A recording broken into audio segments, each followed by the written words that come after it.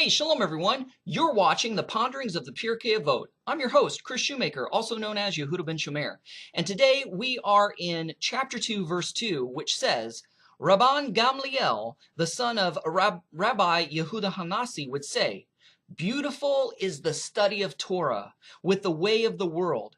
For the toil of them both causes sin to be forgotten." So what's he saying here? The beautiful is the study of Torah with the way of the world. Well, we know what Torah study is. The way of the world is labor. It's work. It's what God gave Adam in the garden, even before the fall, was to tend and keep and guard the garden.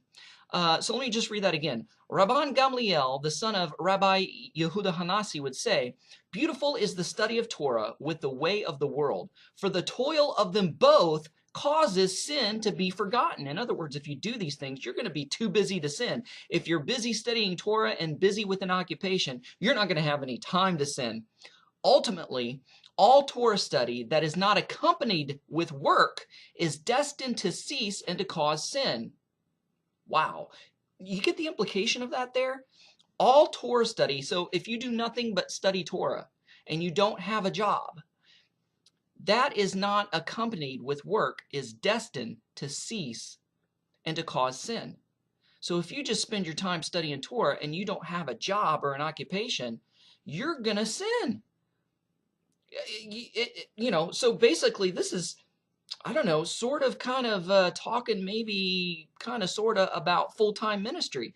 I mean, I understand that a lot of people that are in full-time ministry, they do more than just study, and that's why full-time ministry works for them. They're visiting the sick, and they're doing stuff like this, producing videos or writing commentaries, or they're doing other duties, teaching and preaching and things like that. And I get that, I understand that, but right, we're just talking here about Torah study and work. They say that idle hands are the devil's workshop, and this is true.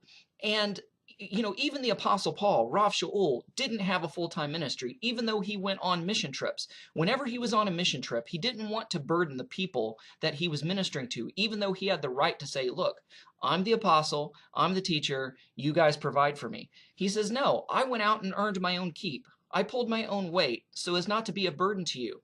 So the Apostle Paul, Rav Shaul, he had a lot of credentials, a lot of education. He was next in line to sit on the Sanhedrin before his conversion.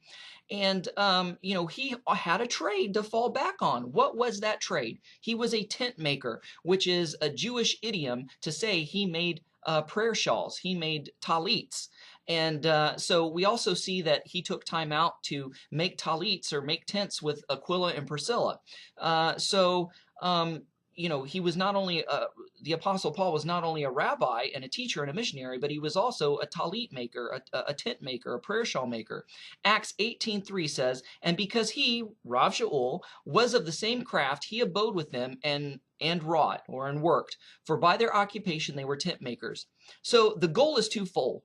Number one, to be so busy that you don't have time to sin. Number two, a secular job will allow you to readily put into practice what you've learned through your Torah study. So if you just have nothing but all Torah study, you don't have a way to live it out. You don't have a way to put it into practice. So a secular job, a workplace, a job, something to do outside of the home, even inside of the home, is a perfect example or a perfect way for you to be able to practice and practice what you've studied, put into practice what you've learned by your Torah study. So is it any wonder that so many Christian so-called full-time ministries get caught up in money or sex scandals? I don't think it's any coincidence. Sometimes they just need to focus on their ministry and also get a job so they don't have any downtime, so they don't have time to get involved in these money or sex scandals. And this is just all across the board. It's not just Christianity, it's all ministries from all different denominations, whether Christian or Messianic. Anyway, guys, hey, thanks so much for watching. Shalom, Shavua Tov. Thanks for watching. Don't forget to press the like button as well as the subscribe button if you haven't done so already, and the notification bell that'll let you know every time I make a new video. And don't forget to share this with a friend. Also, visit our website at abrahamsdescendants.com. Thanks. Shalom.